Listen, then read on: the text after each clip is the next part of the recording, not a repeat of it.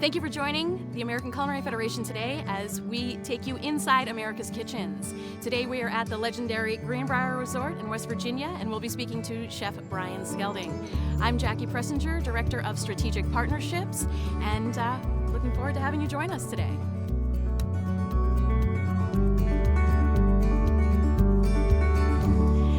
Chef Skelding, can you tell us a little bit about yourself and how you found yourself at this amazing resort here in West Virginia? Sure. So I started back here in 2002. I came here based on a chef that did the apprenticeship program here. His name was Tom Wong. He graduated in 1989, and I met him when I was living in Honolulu, Hawaii. And he sent me to go work with Chef Hanke. He was in Columbus, Ohio. Chef Hanke was the executive chef here as well, back in the early to mid 80s. And when I came here, I really came here just for 1 year, to be honest. And I wanted to work in the tavern room. That was like the creme de la creme, the fine dining and the Dover sole table side and all that stuff. But I really fell in love with the community here and the culture in the kitchens. I've used this story before as I'm from Midwest Wisconsin, and I remember walking down White Sulphur Springs one day because I lived right downtown, and a gentleman stopped by and he said hello to me as I was like, I don't know you. I was like, we don't do that in Wisconsin. So right away, that friendliness, that atmosphere really just kind of permeates with the type of people that we all work with day in and day out. So for me, that was really kind of eye-opening, and working here has just been a pleasure ever since. But for me, the most precious thing is the people I work with every day, for sure. Excellent.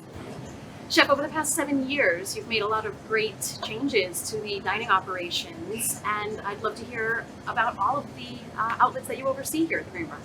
Well, so we have 14 kitchens, and we have 8 full-time restaurants. On top of those restaurants, we also have a very large banquet operation, which does right around 13 million of our 40 million in food and beverage revenue.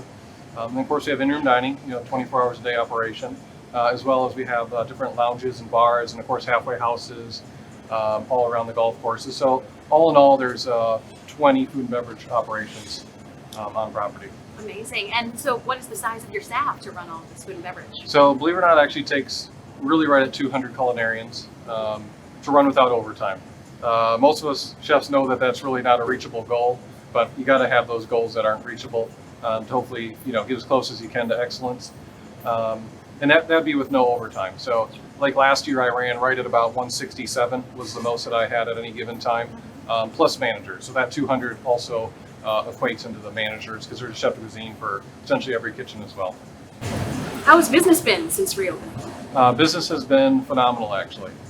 So we were planning on opening right around Memorial Weekend. We started planning a couple weeks out, getting ready for that. And you hope opening up on such a normally busy holiday that things would go really well. Well, they went splendidly well, and we really reached the maximum of what we could do. We were over 1,000 guests. We had most of the operations open as it relates to restaurants. We were still underneath the mandate where we couldn't have the casino or the pool open, so that restricted us a little bit. But then that eased up on June 6th, and from then, we've been pushing 90% occupancy. We're looking at almost 80% occupancy for the whole month of July. And we also, in a director's meeting today, our director of rooms said normally she has 300 voicemails on average through the week, and she's at 2,000 right now on average week to week, with just people wanting to book here. So it's a good problem to have. Super excited to be here. We have a different stress than we had 6 weeks ago, for sure. Well, for sure, and I'm glad to hear those numbers. I know it's going to give a lot of hope to the chefs who are tuning in that business will be coming back and come back strong. Chef, as it relates to group business, what did you do and how did you communicate with your guests? So group business, Carrie Baldwin and myself, Carrie's director of event services, as well as some of the sales team, we started thinking about what are the guests going to be looking for and how can we deliver the experience that they're looking for as it relates to groups. So we started to put a small banquet rep together that consisted of some options, some Greenbrier options, because that's one thing we want to do is reopening, is we wanted to still deliver the Greenbrier experience. Otherwise, we didn't want to reopen. Otherwise we wait and figure out what the mandates are going to come to and we do it from there. But we put together a small banquet rep that we could easily send out to any of the groups. It had some of the guidelines in there, talked about what our scenario was for buffets. Because we weren't allowed to do self-service buffets, we decided to try to get everyone to do more choice menus, box lunches, box breakfasts, as well as like action stations. So we do some dinner actions, like we have a wedding this weekend that they originally wanted a buffet. So what we're doing is we're taking some of those chunks of their buffet that they were going to do and just separate them all around the room and have, a chef just doing a little salad where they're just almost like tapas portions. There's some service that's involved in that, as maybe servers are helping maybe slice some different meats or help give some things to the guests, maybe from the bar. So it's been a learning curve, and it's very fluid. So that banquet rep really helped us out a lot, as well as the sales team and event service team was here day in and day out, talking to the guests daily, reaching out to them, hey, here's where we're at, what do you think about this, let's customize that. So that was really, very personable experience for everybody. Absolutely. Communication seems really key. Yeah, absolutely. Communication is, as you know, being in the culinary industry, communication is always key, for sure, yeah. Chef, can you share any challenges that you've had to overcome since the reopening? So the one challenge that really, because we have been so busy, is we can do 50% occupancy in the restaurants. And also tables of 6, that's the largest that we can do. So what we had to do is really think about how each of these dining rooms are going to look like. We had to pull some tables out, move some chairs around. We also adjusted our reservation system to also only allow so many guests at a certain time. For example, our steakhouse has 130 seats. Well, we know we can't go over 65 seats. So we adjusted open table in order to, so we can manage that and it can't be overbooked. So that was one of the biggest things that we've had to deal with and still deal with, because not all guests honestly always understand our situation, and we're just as honest and upfront as we can and take when we can. Right. And do you see a lot of guests who want to dine traditionally in the dining rooms, or are people looking at outdoor dining options, room service options? Room service has done very well. Room service is always kind of like a firehouse. It's like, it's so quiet, and all of a sudden then the bell rings and then it's just fast and furious. We did purchase a tent and put it outside Prime 44 patio, our steakhouse. That way allowed for another 48 seats. And keep in mind that that tent also allowed us to use that as a full occupancy, so we could still then, bring in that many more into the full reservation system in order to meet those guidelines. And honestly, with going from spring into summer so quickly, and being in West Virginia, one day it's cold, one day it's rainy, the next day it's 90, it seems like. So there's days where it does really, really well, and then there's days where maybe it's a little humid and people don't want to sit outside and they rather get some air conditioning. All right. Well, at least there's a lot of options. Yeah, we like having options, yeah. Chef, with such a large team, how are you handling social distancing in your kitchens? So we're fortunate. Most of our kitchens are rather sized. You see the main kitchen here. There can be 50 cooks working here at some point. But what we do is we just gotta, manage it, move people around if a culinarian starts to get a little bit too close. We have the mask, our face masks on, so that always kind of helps as well. But we really just got to manage it daily, because human beings, we all kind of have a tendency to go back towards our normal habits, So, but it hasn't been too much of a challenge. It really hasn't. So, Chef, what hurdles have you had to overcome, both with closing down and reopening, as it pertains to staffing? So closing down was challenging because we have a lot of J1 visas here at the property, both front of the house, back of the house. And with everyone not knowing what's going to happen, especially with international travel, or when are we going to open back up, what's the country going to do, this kitchen actually looked like a human resource department for about 3 days. As myself and Chef Jones and Diane, we worked with all these students, figuring out who can stay, do they want to stay, can they stay based on the Department of State guidelines. So we had about 9 of them stay and sign off that they wouldn't meet maybe the 32 hours a week that's mandated by the Department of State. And the rest of them, we finished all their, we gave them all their certificates of completion, because we don't want anyone to, I would never punish someone for not finishing, because technically they did, and they did a great job for us. So that was difficult. And then of course reopening when you don't have a lot of your staff because they went away, as well as honestly, with the government and the extra $600 you get a week, I don't have a ton of full-time resumes just showing up on my desk. But I have had a good bit. I've spoken to people all the way as far as Hawaii, as close as West Virginia and Virginia. So other resorts that aren't opening, there's culinarians that are calling and asking about it. And I've been fortunate. I've hired 49 culinarians in the last 3 weeks. Wow. So I've been really, really lucky. Been talking to a lot of friends and colleagues, and just trying to find people who are looking for work. And it's been a great experience, because those that show up are just so eager, because they've been without a paycheck in some cases almost 3 months. It's been crazy. Well, and I'm sure a lot of the chefs and culinary students who are tuning in are obviously going to give the Greenbrier a good look after this as well. So hopefully we'll find some I got a few more spots. Yeah, I got a few more. Chef, can you let us know a little bit more about the apprenticeship program here at the Greenbrier? Sure. It's always tough to put into words, but the couple things I'll tell you is the history of the food and the culinary operations here means so much to me, and we stand on the shoulders of those before us. And it was started by Herman Roosh back in 1957, and there weren't a lot of culinary schools around back then, and he used that as a way to recruit and train local applicants. And still today, that's the main purpose of it, is to really help train and build a backbone to the culinary team here.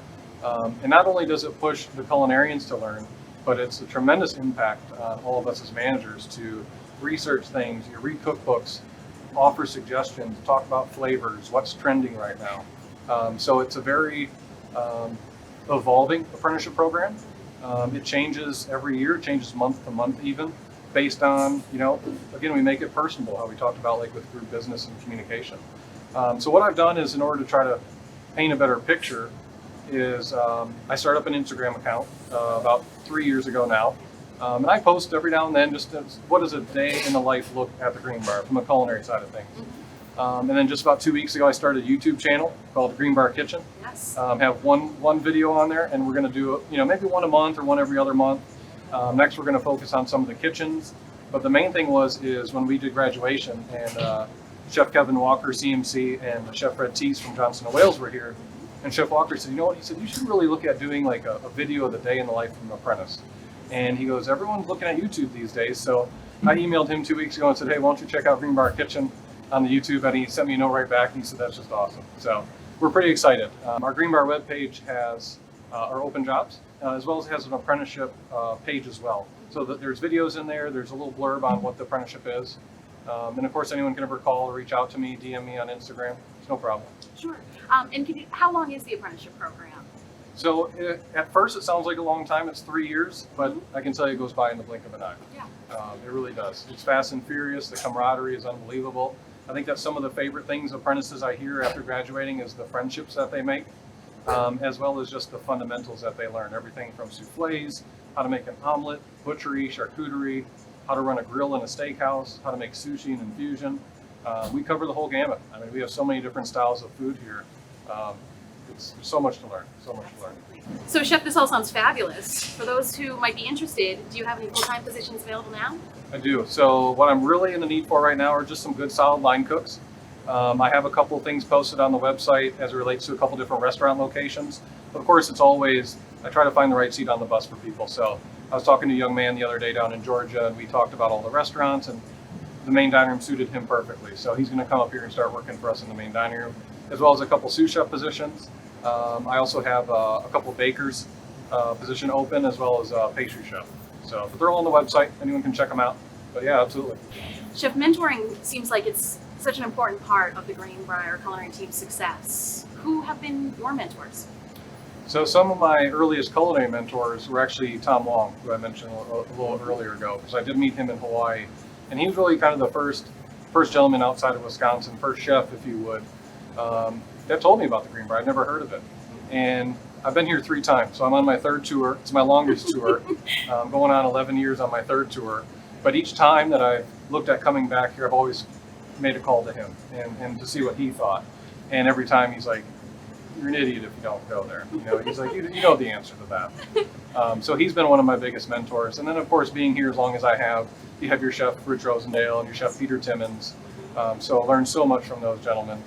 So those were some of my more, my latest mentors, if you would. And then the other one that comes to mind is Chef Lawrence Mcfadden, also a CMC out of Cleveland right now. So he really helped me kind of reinvigorate the apprenticeship program. We went to a more tasted scenario as opposed to everything was cold food and mystery baskets at the time. And now everything is tasted. Every pate fruit, every canopy, every terrine is tasted now. So he really helped me. He was a judge 3 years in a row, and each year we kind of gradually tried a couple things and worked on what does graduation look like, what do the meetings look like. So those were the gentlemen that come to mind first and foremost. So, Chef, what advice would you have for those who are coming into the industry, the young chefs, the culinary students? Love to hear. For me, it's get in the field, get in the kitchen. Doesn't matter what kind of kitchen it is. If there isn't something that is around you that is maybe fine dining, you got to understand how a kitchen works, and we call it kitchen common sense. Get uncomfortable. Find people that are passionate about cooking. Find teams that are passionate about working together. And there's times where you're not going to enjoy it, I'll be honest. But those are the times where you learn things that maybe you don't want to do, or a management style that you don't want to emulate.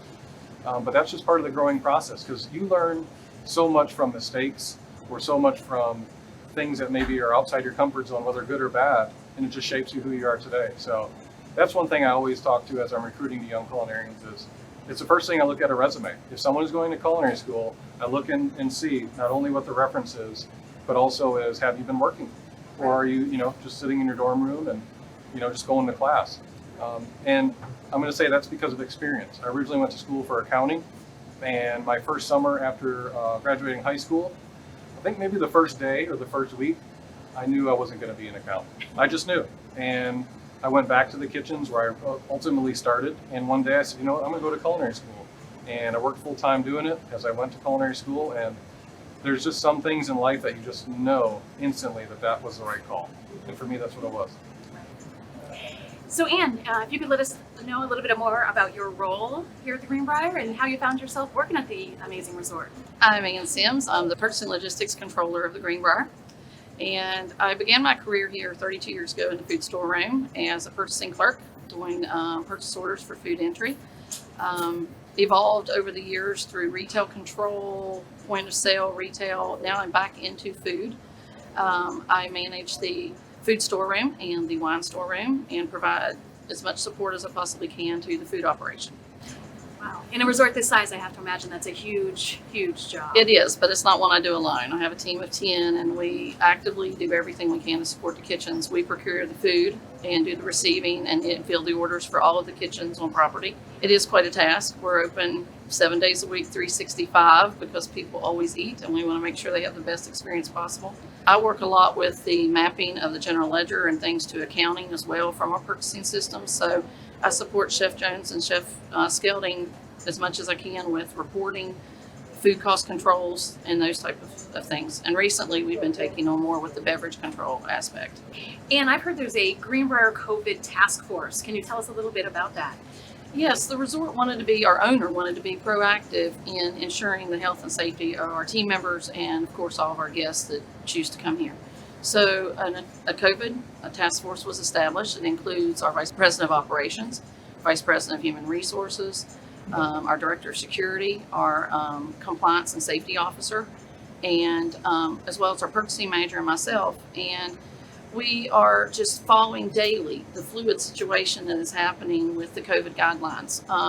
The Governor of West Virginia has rolled out a statewide guidelines for us to follow week by week. We've experienced a few challenges there because of some of the nature of our resort of having combined, I would call hybrid departments, like our outdoor pool, where we have a food outlet and a recreation mingled together, and those came out on different guidelines. So what we're doing, we are actually reviewing the guidelines daily with and comparing, of course, the guidelines from the state are written in relation with the CDC guidelines. So we are also making ourselves available to every team member here. We are addressing guest concerns, employee team member concerns on a daily basis.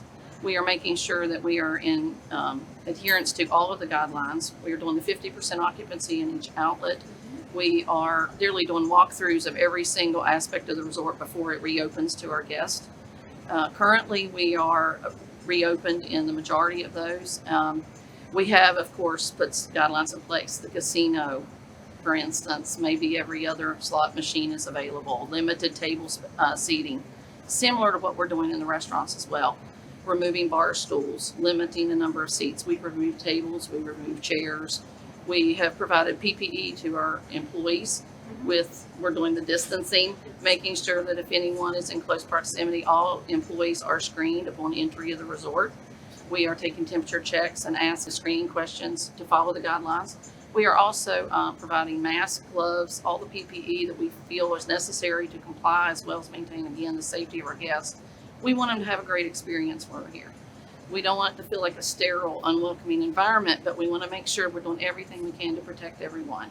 And we're currently meeting, again, like I said, we have standing meetings 3 days a week. We are also meeting daily if needed. And it's been a very good response from both the guests and the team members. And again, we're addressing concerns as they come up. I feel like we've covered all the bases, but again, the situation is so fluid, it's changing from day to day. So we are, again, reviewing them daily and making adjustments on the fly as necessary. Right. And I mean, I noticed it even before getting onto hotel property. There was temperature checks for everyone coming through the gates. Absolutely. As we were coming up, those who were greeting us had masks. There was signage everywhere. There's hand sanitizer as soon as you're coming into the resort and in the public spaces. Absolutely. So you can see it from the moment you show up. Good. I'm glad to hear that. It means it's working. So in preparation for reopening, did you all create protocols, checklists for food and beverage? Share. Actually, as Chef was working on staffing to bring back to work, we also started in the food store and working on protocols and how we were going to procure product and get it delivered. There's been a real challenge with the markets trying to get product in, where we normally could place an order by 3 o'clock and have it at 7 a.m. the next morning. We're having to think ahead and figure out how we were going to do that. But we did do checklists. We actually, with the COVID task force help, established a delivery process. The people in the food store that do the unload of the trucks now wear double gloves. They wear masks at all times. They, of course, do the screening as they come to work each day with the COVID questions, screening questions, and mask wearing. We also began having the drivers with each company stay in their truck. They come on property, they unload, they give us the invoices and everything to check in the product, and then we have them remain in their truck. They are also screened either we have statements that they are screened by their companies before they ride the truck, or they are screened by our security guards as well as they come onto the property. So we've changed our whole vendor list as far as how they get on property. They have to have an appointment. There are no drop-in vendors now for sampling or anything like that. Everything has to go through a PO process. It has to come through our guards for a check-in and screening, just like any other employee. But we do have them stay in their trucks now, and we unload everything and only bring them back into property if there's a problem with the order. And then we sign the papers, and again, we provide them with mask and hand sanitizer if they do need to come in to witness anything. So that's been a big challenge for us. A little on the back of the house side, but it definitely is vital because we wanted to make sure that as the cartons and everything are coming in, the guys are wearing double gloves. They are not handling any cardboard boxes or any containers that are coming in without gloves. They're using hand sanitizer, hand washing. We're trying to make sure we're following, again, all the COVID guidelines, and even stepping up a step further by limiting the number of people that can just come into the resort. They still have to be screened and have a purpose for being here. Sure. Well, that certainly seems above and beyond, where it's great for safety. And Chef, how about for the kitchens and the dining rooms? So we started putting a list together based on the mandates, as well as just kind of reminding everyone about some of the normal, things that we deal with every day in a kitchen. Obviously, we deal with perishable goods, we deal with germs, we deal with bacteria, we deal with temperatures, danger zones, all that stuff. So for us, it wasn't too much of a stretch. Some of the biggest things that were maybe a change was definitely keeping an eye on hand washing, scrubbing down stations before you get on the stations. Again, normal stuff, but just really managing it and doing it more frequently, especially the hand washing. And then I would say probably social distancing, make sure everyone's wearing their masks. As we wear these masks, they have a tendency to wear out, whether it be how hot it is or because you got to taste your food, you got to keep moving these masks around. For culinary, that was probably the biggest stretch. As it relates to the front of the house team members, we started laminating most of the menus, so those need to be wiped down, sanitized, sanitizing stations on all of the side stands, so that anytime a guest gets up or a table needs to be flipped, it's not just cleared, it's sanitized. Arms of the chairs, backs of the chairs, salt and pepper shakers. So with that, the dining rooms look very empty, all rolled silverware. Essentially, there's nothing on the table except for the linen once you sit down. That way we can sanitize everything in the back and then bring every piece of equipment or food item that you need as your dinner progresses. So. Sure. And as a chef too, I know that sanitation is sort of inherent in all that we do. So it seems like you're doing things that are upgrading in this time. Essentially, yeah. A few extra hand sanitizer stations here and there. And then we also put checklists. There's daily checklists that each of the kitchens have to do, just as a way to get into a new normal or new habits that we're really just, again, it's the human element. And I'm just as guilty of straying away from maybe an old habit or a new habit just as anyone else is. So those checklists, I've always been a checklist guy, and having those checklists really just kind of helps you all right, I got to double check this, and this today, or I saw a problem area with that. I need to go talk to so and so. So those checklists have been very, very crucial for us. Yes, I love it. Chef Jones, could you please let us know a little bit about your role here at the Greenbrier and how you ended up here in beautiful West Virginia? Absolutely, Jackie. So I actually graduated from the University of Maryland with a degree in criminal justice. While I was at school, for whatever reason, I didn't like eating in the dining hall, so I started cooking in my dorm room. And by the time I graduated, I figured out I didn't want to do anything with criminal justice. So I went back to school to get a degree in culinary arts. I went to school in Baltimore. When I was in school, I met a certified master pastry chef. His name was Jan Bandula, who was friends with the, at the time, executive chef of the hotel, Peter Timmons. So he said, hey, I know this place in West Virginia. It's a huge place. They have restaurants, they have banquets. You should go down there. You know, Peter's a great guy. You'll learn a lot from him. So I've never been to West Virginia before, and so I came down and visited. I talked to one of my predecessors, Chef Mengel, was the one who hired me. He's actually still here. And based upon that one visit, I said, okay, I'm going to pack up and move to West Virginia, and I did. And that was in 2005. So I worked here from 2005 to 2008. And then while working here, I met Michael Valtaggio.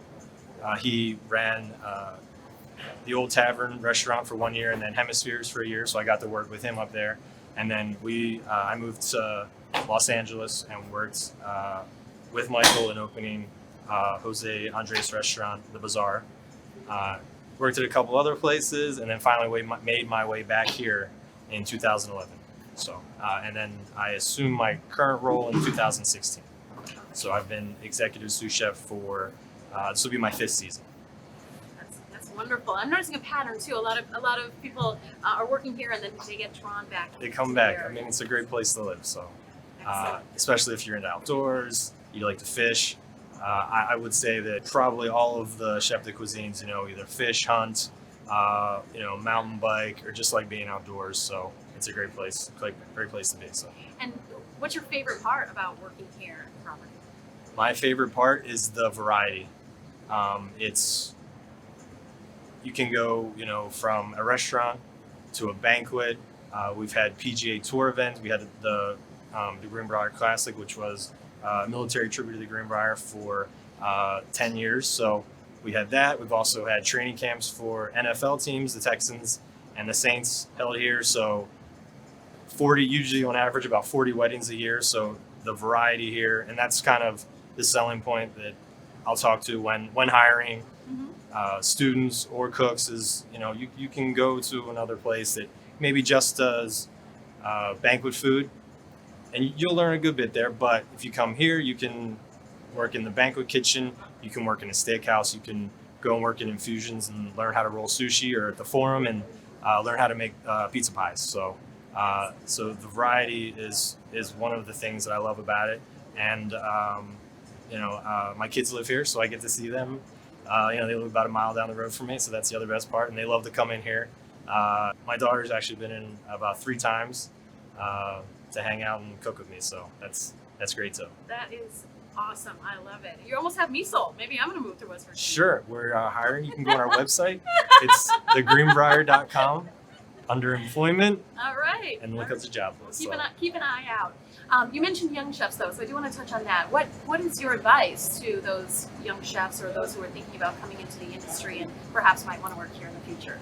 The benefit of working here is that you know, a lot of people will say that, well, it's not in a big city, but that, to me, that was the benefit. There weren't distractions everywhere. You know, you go to work and you go home, and most of the, you know, Main Street shuts down at 9 o'clock, and that's fine, because you know, like my dad always told me, you know, nothing good ever happens after midnight. So there's no reason to stay out that late. But I would say that's the biggest benefit, is the focus that you can put into your craft and just working instead of being distracted by everything else. In getting to know everyone here at the resort even more, I can see that mentorship is key. So I'm wondering if you might be able to share with us who your mentors are. So I would say that my biggest mentor has been my dad. he doesn't have a culinary bone in his body. He can barely. I have a story about him calling me how to cook ribs and potatoes, and I went through the whole recipe with him for 10 minutes, and then he finally told me that, oh no, they're already cooked. I just need to know how to heat them up. He didn't even know how to heat up ribs. But all jokes aside, his work ethic is next to none. I mean, I just growing up seeing him, he doesn't work in the culinary industry, but the dedication he put into his career, working nights and weekends when he had to support his family, my brother, my mom, just kind of, that's inspiring to me. So my dad. Well, it seems like it rubbed off. Thank you. I hope so, just a little bit. And a little bit off topic with that, do you have a favorite restaurant or food service outlet on property or one that's most special to you? On property, it would probably be the main kitchen. This is the line that I learned to cook on, where I kind of like grew up. When I started here in 2005, we only had 4 restaurants at the time. And I remember my first night here, it was actually like June 16, 2005. I went to my pre-shift meeting, I was super nervous, and we sit down, and the chef de cuisine at the time said that we're going to do 660 people in this. And I said, that's in the hotel, right? So 660 people in the main dining room was my first service. And I think I started on pantry station. So I made 300 Caesar salads and probably another 200 iceberg salads and scooped about 400 scoops of ice cream. So I would say working, having memories like that and working on this line was probably my favorite restaurant. Well, that's excellent. And I also love for the chefs who are tuning in too to see that you started on the pantry station and you're now all the way up with the executive sous chef of the whole resort. Yeah, I mean, and the idea around that is you have to know every station in the kitchen. If somebody comes in, they say, well, I'm not going to work salad station. I'm just going to cook beef because that's the most important station in the kitchen. Well, it's not. They're all important. And as you grow as a chef, as you get experience and get promoted, you need to know how to run the pantry station or the dessert station, so you can teach other people how to, and so that you can run a better business. So I'm all about learning and grassroots in the kitchen, especially. So. Yeah, well, absolutely, and I think it shows that there's no shortcuts to hard work and Absolutely not. I know during this pandemic, it's been a very challenging time. When did the Greenbrier actually close its doors? So the decision to close the hotel was made on March 18th. So that we would close on the following day at noon, and then that gave us about 24 hours to get most of the guests out of here. Obviously, they needed to make plans and arrangements to get home, and then we had all of our guests were out of here on the 20th. Wow. So. And then fast forward 2 months, and then we reopened on May the 22nd. So we opened that Friday. So 2 months, a little over 2 months to the day. So. Oh my gosh. Well, I know with so much food and beverage that you all do here at the resort, what did you do with all of the perishable food when you had to close down? We kind of put everything in the boxes that we could either freeze, like our sauces, we would cryovac them, a good portion of our proteins. Obviously, some of our prepared foods we had to discard, due to laws about donating. But the perishable fruits and vegetables that we had in the storeroom, we went through, I forget how many, it was about 16,000 pounds of food that we were able to distribute to local shelters or charities that were then able to give to people who had lost their jobs or been laid off. Kind of like a pickup, they put a bunch of fruit in a bag, a bunch of veggies, and then the residents of Greenbrier County were able to come over, get that, and then take it back to their home. So that's wonderful that you were able to make those arrangements for all that product. Absolutely. I hate throwing food away. So as your team members started coming back to work, what were some of the biggest changes that had to be made? So number one, I would say would be the security checks when coming on property. So we have tents at our main gate, primarily for guests, and then we have a tent at our security gate number 2, for which is our employee entrance. So the employees come in, it's cordoned off, you have to follow the ropes, You get a temperature check and you get a mask, and they ask you a series of 6 questions. Have you been exposed to anyone that's been diagnosed with COVID?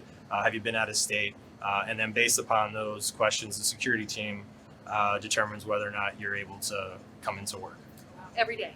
Every day, every shift actually. Wow. So if a lot of our front of the house staff work multiple shifts during a day, so when they leave property and come back on, they have to cycle through the process all over again. Wow. Okay, well, that's great. That's great to know. I just want to say a quick thank you to Jacqui Pressinger and Alan Sterling for taking the time out of their busy schedule and coming up here to check out the Greenbrier. We really appreciate it. We had a great time. Great to get the info out there. We're super excited with how busy we are and sharing that with everyone. If you ever have any questions, if you want more information about what we did with our protocols or how we communicated to our guests, easy, just shoot me a DM on Instagram or send me an email.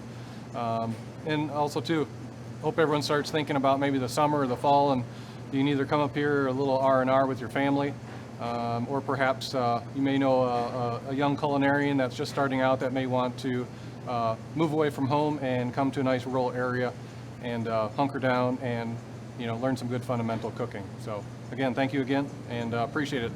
Thank you, ACF. Have a good one. Thank you so much for joining us today as we visited the Greenbrier Resort here in West Virginia. A lot of great information for those who are opening post-pandemic. And please make sure you put this on the list of your next travel destinations. There'll be more episodes coming soon inside America's Kitchens with the American Culinary Federation.